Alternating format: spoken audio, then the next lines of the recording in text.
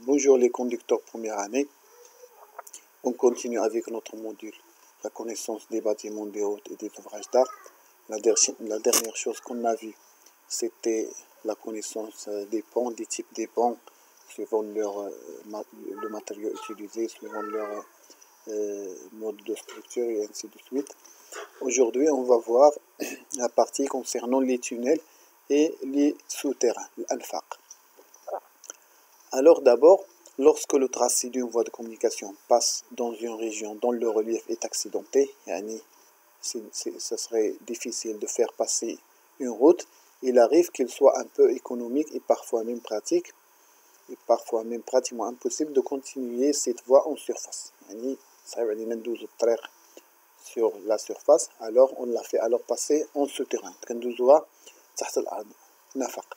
Les souterrains sont également utilisés pour l'établissement de voies ferrées destinées au transport urbain, métropole, et les souterrains aussi, bien sûr, les métropoles, le cas les canaux, et les souterrains sont appelés aussi tunnels. La forme et les caractéristiques d'un souterrain dépendent de plusieurs paramètres. D'abord,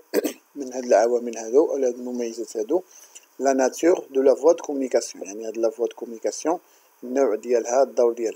l'importance de cette voie, l'importance de la largeur, la hauteur, l'utilisation, et la nature du sol traversé. Le matériau اللي غادي نترافيرسيوه هو un sol meuble مثلا facile à fouiller, à déblayer, ou bien un sol rocheux difficile.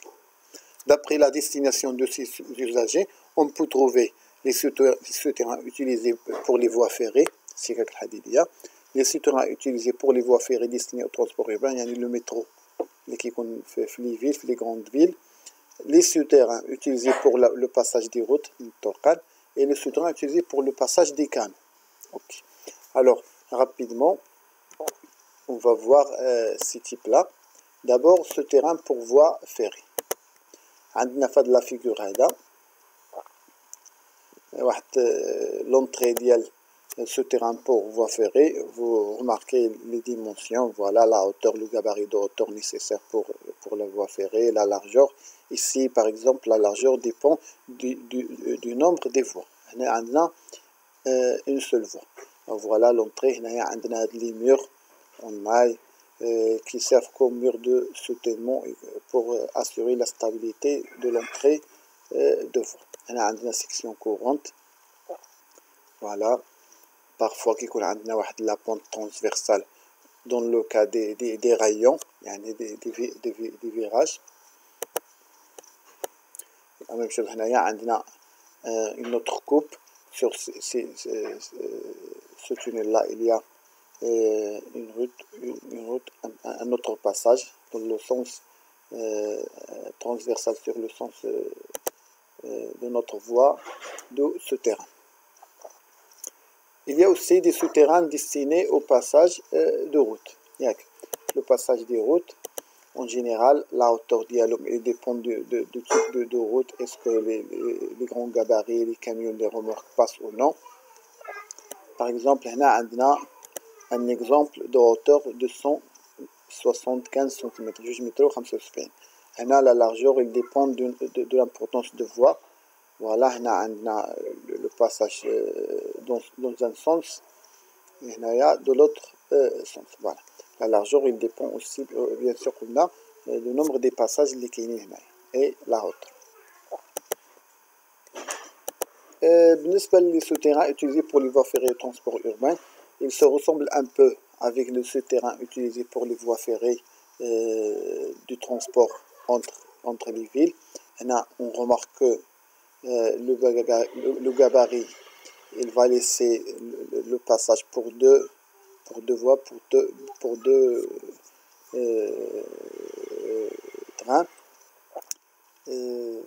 Voilà, vous remarquez, on a de la forme, il y a courbée des voiles entourant le tunnel. La hauteur, il dépend du type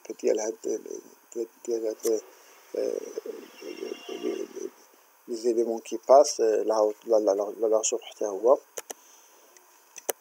هنايا en général au niveau des gares ديال المحطات on trouve هذا le passage هذا pour être utilisé par les passagers باش كيستعملوا الناس باش يركبوا باش يهبطوا. Et on utilise aussi les souterrains pour faire passer des canaux قنوات مائية comme les canaux ils peuvent être de l'eau par exemple des rivières et il peut être aussi de l'eau usée. Voilà, vous remarquez le canal هذه. Voilà, on a fait un tunnel pour faire passer de l'eau pour ne pas déranger la ville en surface. La même chose, on a un autre type. On trouve ici le passage. On a deux passages. La forme, il dépend de l'importance du canal, la largeur d'IALA, le diamètre intérieur. Par exemple ici, un grand canal de rayon 12 mètres et demi. Voilà, on a 9 mètres et demi, c'est-à-dire qu'il y a plusieurs types, plusieurs possibilités. On a quelques images qu'on va voir concernant ces éléments-là. Voilà, rapidement.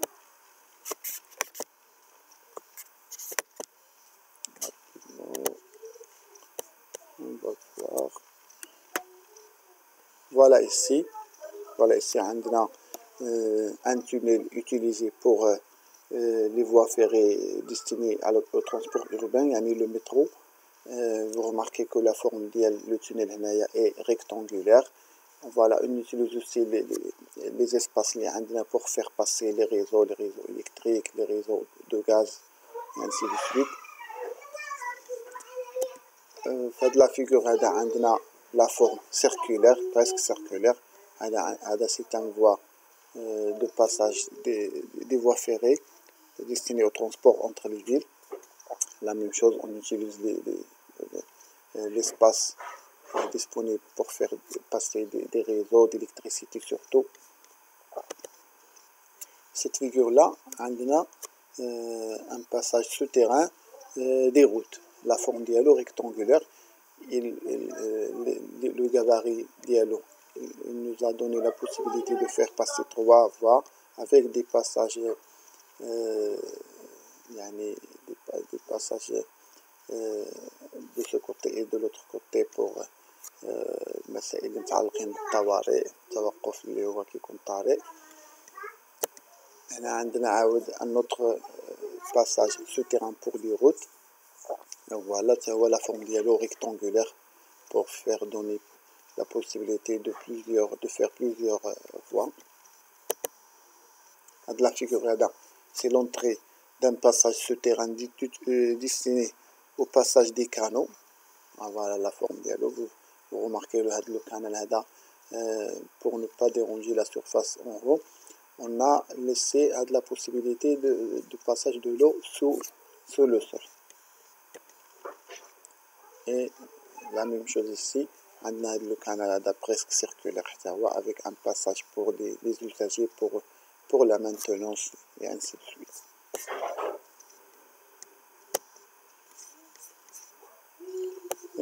Enfin, quelques idées relatives au choix des types de souterrains et leur emplacement. Principe directeur pour l'étude d'un souterrain.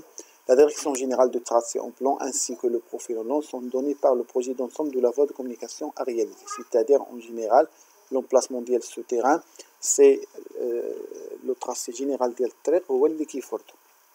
Mais ici, on peut se permettre de modifier l'une et l'autre dans le but de faciliter la construction et l'entretien du souterrain. يعني بعض المرات كنعملوا شي تغييرات اللي هي بسيطه باش نسهلوا على راسنا لا رياليزاسيون ديال هاد التونيل هذا et le maintenance dialogue, l'entretien dialogue par la suite.